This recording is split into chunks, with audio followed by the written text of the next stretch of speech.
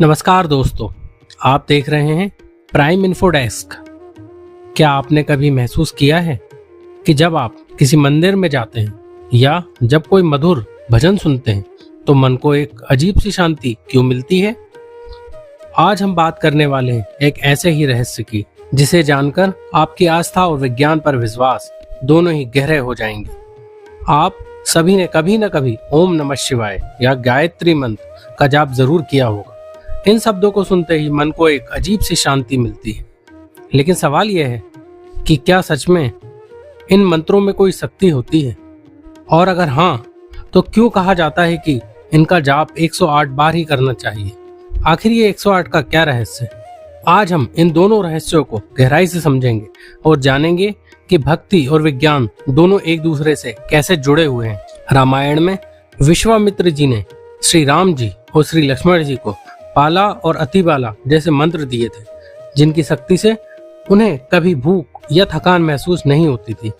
और महाभारत में संजय को मंत्रों की शक्ति से ही दिव्य दृष्टि मिली थी, जिससे उन्होंने दूर हो रहे युद्ध पर पूरा हाल धृतराष्ट्र को सुनाया। ये घटनाएं बताती हैं कि मंत्र सिर्फ एक धार्मिक परंपरा नहीं बल्कि ऊर्जा का विज्ञान है। अब हम इसे वैज्ञानिक नजरिए से देखते हैं। हर ध्वनि की अपनी एक फ्रिक्वेंसी और वाइब्रेशन होती है। जब हम बार बार कोई मंत्र दोहराते हैं तो उस ध्वनि से एक खास तरह का कंपन पैदा होता है। आप शायद जानते होंगे कि हमारे दिमाग में अलग अलग तरह की तरंगें होती हैं, जैसे अल्फा, बीटा, गामा।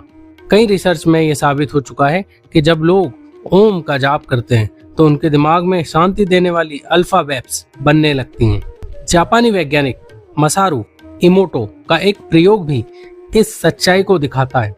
उन्होंने पानी पर मंत्रों और सकारात्मक शब्दों का असर देखा और पाया कि इन शब्दों से पानी के क्रिस्टल सुंदर और चमकदार बन गए हैं।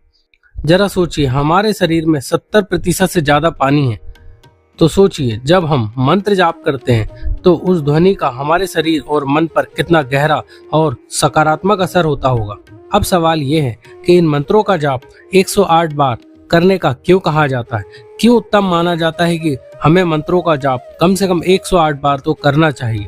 क्या ये सिर्फ एक परंपरा है या इसके पीछे भी कोई गहरा गणित छिपा है? तो सबसे पहले बात करते हैं आध्यात्मिक कारण की। कहा जाता है कि भगवान शिव के 108 नाम हैं। इसके अलावा ज्योतिष में 12 राशियां और 9 ग्रह होते हैं। जब आप 12 को 9 से गुणा करते हैं तो संख्या 108 आती है। यह संख्या पूरे ब्रह्मांड और उसकी चाल का प्रतीक है। दूसरा है वैज्ञानिक कारण। वैज्ञानिकों ने पाया है कि पृथ्वी और सूर्य के बीच की दूरी सूर्य के व्यास से लगभग 108 गुना है, और इसी तरह पृथ्वी और चंद्रमा के बीच की दूरी चंद्रमा के व्यास से लगभग 108 गुना है। यानी यह संख्या सिर्फ धार्मिक नहीं बल्कि ब्रह्मांडीय गणित का भी एक हिस्सा है। जब हम 108 बार मंत्र का जाप करते हैं तो हमारी आवाज से निकलने वाली ध्वनि तरंगे धीरे धीरे ब्रह्मांड की इन खास तरंगों के साथ जुड़ जाती है। अब समझिए, मंत्र अपने आप में ऊर्जा का एक स्रोत है, और जब उन्हें 108 बार जाप किया जाता है तो यह ऊर्जा हमारे अंदर ही नहीं बल्कि पूरे ब्रह्मांड से जुड़कर एक शक्तिशाली रूप ले लेती है। इसलिए हमारे साधु संत और ऋषि मुनि हमेशा कहते हैं कि मंत्रों का पूरा फल तभी मिलता है जब उसे सही संख्या यानी कम से कम 108 बार जपा जाए। तो अगली बार जब आप मंत्र का जाप करें तो याद रखिए कि यह सिर्फ शब्दों को दोहराना नहीं है, बल्कि यह आपके मन को शांत करने, आपके शरीर को शुद्ध करने और आपकी आत्मा को ब्रह्मांड से जोड़ने का यह विज्ञान है।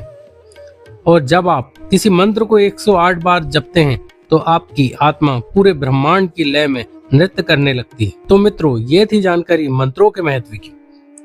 आप कौन सा मंत्र सबसे ज्यादा जपते हैं और उसका आपके जीवन में क्या असर हुआ है? हमें कमेंट में जरूर बताएं। अगर आपको ये वीडियो अच्छी लगी हो तो वीडियो को लाइक करें और अपने साथियों के साथ शेयर करें। और ऐसे ही ज्ञानवर्धक वीडियो देखने के लिए हमारे चैनल प्राइम इन्फो डेस्क को सब्सक्राइब करें। मिलते हैं अगले वीडियो में। धन्यवाद।